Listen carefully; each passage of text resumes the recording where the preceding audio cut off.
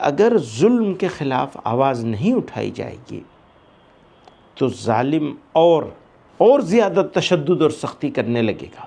اس لیے ضروری ہے کہ انجام سے بے پرواہ ہو کر ظلم کے خلاف لڑائی لڑی جائے.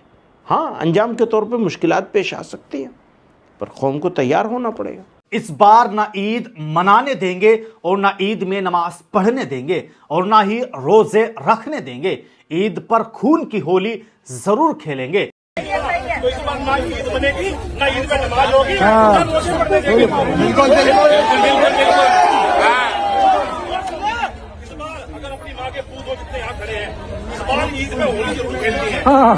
دلی کے اتم نگر میں 28 مارچ کو ہندو رکشا دل کے اتراکھنڈ صدر نے ہولی کے موقع پر ہوئی جھڑپ میں ایک ہندو کی مسلمان کے ہاتھوں قتل کے الزام پر احتجاج کے دوران کہا ہے کہ وہ عید پر ہولی ضرور کھیلیں گے، چاہے انہیں خون کی ہولی ہی کیوں نہ کھیلنی پڑے. انہوں نے کہا ہے کہ علاقے میں ایک پنچایت ہوگی اور خبردار کیا ہے کہ اس سے عید کی خوشیاں خراب ہو جائے گی. ہندوتوا اور دلت حامیوں سے جمع ہونے کی اپیل کی گئی ہے. انہوں نے ہر آنے والے میں سے کہا ہے کہ وہ اپنے ساتھ کم از کم 10 لوگوں کو ضرور لائے. دوستو، صرف یہ ایک جملہ نہیں بلکہ ایسا بیان ہے جو سماج میں نفرت اور کشیدگی کو ہوا دے سکتا ہے. کسی بھی تہوار یا مذہبی موقع کو تشدد یا خونریزی سے جوڑنا نہ صرف غیر ذمہ دارانہ ہے بلکہ معاشرتی ہم آہنگی کے لیے بھی خطرناک ثابت ہو سکتا ہے.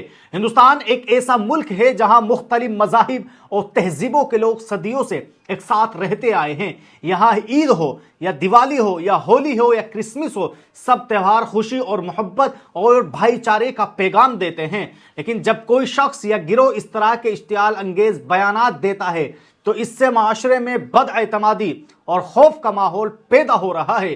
اس معاملے میں ایک اہم سوال یہ بھی اٹھتا ہے کہ کیا ایسے بیانات پر یکساں طور پر کارروائی ہوتی ہے؟ عوام کے ایک حصے کا ماننا ہے کہ نفرت انگیز بیانات کے معاملے میں میڈیا اور قانون کا رویہ کبھی کبھی یکساں نظر نہیں آتا ہے. اگر کوئی طبقہ اس طرح کی بات کہتا ہے تو شاید معاملہ بہت زیادہ شور شرابے کے ساتھ اٹھایا جاتا ہے. یہی وجہ ہے کہ لوگ انصاف اور قانون کو برابر کی نگاہ سے نہیں دیکھنا چاہتے ہیں. یہی وجہ ہے کہ لوگ انصاف اور قانون کے یکساں نفاذ کی بات کرنا چاہتے ہیں. اور اس تعلق سے وارث پٹھان نے بھی باقاعدہ اپنے ایک سینڈل پر لکھا کہ اس عید کو ہم خون کی ہولی کھیلیں گے. یہ صرف ایک بیان نہیں بلکہ کھلے عام فساد بھڑکانے کی دھمکی ہے. اگر کوئی مسلمان ایسا کہہ دیتا ہے تو اب تک پورا میڈیا اسٹوڈیو میں اس کا ٹرائل چلا رہا ہوتا اور اس پہ UAPA لگا دیا جاتا. کیا نفرت پھیلانے والوں پر قانون چلے گا یا انہیں صرف اقتدار کی سرپرستی ہی ملتی رہے گی؟ حالانکہ اس نفرتی چنٹو نے جس معاملے کو لے کر یہ نفرتی بیان دیا ہے، شاید اس نفرتی چنٹو کو اس حقیقت کا معلوم بھی نہیں ہے.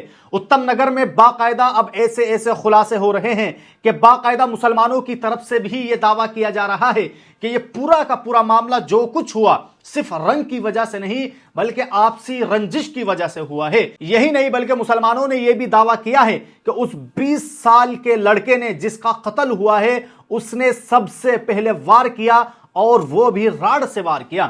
آپ خود سنیے کہ اس بہن نے اس تعلق سے کیا کچھ کہا ہے. ترون اپنے ساتھ 20 سے 25 لڑکے لے کر آیا ہے اور ان کے ہاتھوں میں روڈ تھی، آئرن کی روڈ، ہاکی بیٹ، ان کے ہاتھ میں سب کچھ تھا. بات کے بیچ میں ہی وہ پیچھے سے آ گیا اور پیچھے سے اس نے سب پہ وار کیا، سیدھا سروں پہ وار کیا. اس نے سب سے پہلا وار اسی نے کیا تھا، میرے بھائی پہ کیا تھا اتنی زور سے جس کو دورے پڑنا شروع ہو گئے تھے. اسی کا بھائی تھا، ترون کا بھائی تھا ارون، اسی نے اس کے سر پہ مارا تھا اتنی زور سے. میرے اور وہ سارے نشے میں دودھ تھے، وہ سبھی کے سبھی نشے میں تھے. چھیڑخانی ہوئی تھی، بیڈ ٹچ کیے گئے تھے میری بوا کو، تبھی بوا نے اتنا شور کیا تھا. اور وہ کوئی بچی نہیں تھی، وہ 20 سال کا پرنس تھا. اور بیڈ ٹچ کیے گئے تھے میری بوا کو، جہاں مرضی ہاتھ لگایا جا رہا تھا، اسی لیے گھر والے نکل کے آئے تھے. پیچھے سے ترون آ کے ڈنڈے مارنے لگ جاتے، وہ بھی آئرن کے روڈ. ایک مارتے ہی میرے چاچا کا سر پھٹا، ان کے ماتھے پہ 10 ٹانکے آئے ہیں. میرے پاپا کے ہاتھ ٹوٹے، میرے چاچا کا پسلیوں پہ لگی ہے. میری دادی اور میری چاچی پولیس اسٹیشن بھی گئی تھی داوڑی موڑ پر، ان کے FIR. اور آج اسی وجہ سے ملک کے اندر نفرت انگیز تقاریر اور فرقہ وارانہ واقعات کو لے کر تشویش میں مسلسل اضافہ دیکھا جا رہا ہے. کئی مقامات پر سماجی بائیکاٹ کی اپیلیں سامنے آ رہی ہے، کہیں نفرت پھیلانے کی منظم مہم چلائی جا رہی ہے تو کہیں ہجوم کے ہاتھوں تشدد کے واقعات रिपोर्ट हो रहे हैं। इसके अलावा बाज मामलात में मखसूस तबकात को निशाना बनाकर हमले किए जा रहे हैं। रिकॉर्ड बताते हैं कि 2023 में इस तरह के 1165 वाकयात सामने आए थे, लेकिन वहीं 2024 में ये तादाद बढ़कर 1318 हो गई थी, जबकि 2025 में 1600 से ज्यादा वाकयात इस तरह के सामने आए हैं। वहीं दोस्तों, आखिरी खबर के ताल्लुक से बात करें तो सवाल यह है कि अब बजरंग दल को कौन रोकेगा।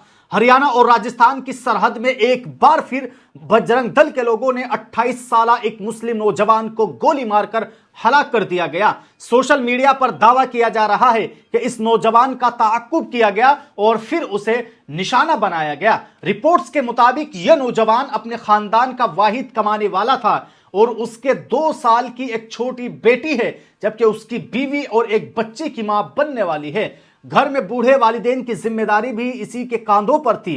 इस वाकये के बाद पूरा खानदान सदमे में है और इंसाफ का मुतालबा कर रहा है। मुतासिरा खानदान का इल्जाम है कि गौ रक्षा के नाम पर सरगर्म कुछ अफराद ने इस नौजवान को निशाना बनाया और गोली मार दी। हालांकि पुलिस का यह भी कहना है कि मामले की तहकीकात जारी है और असल हकीकत पोस्टमार्टम और तफ्तीश मुकम्मल होने के बाद ही सामने आएगी।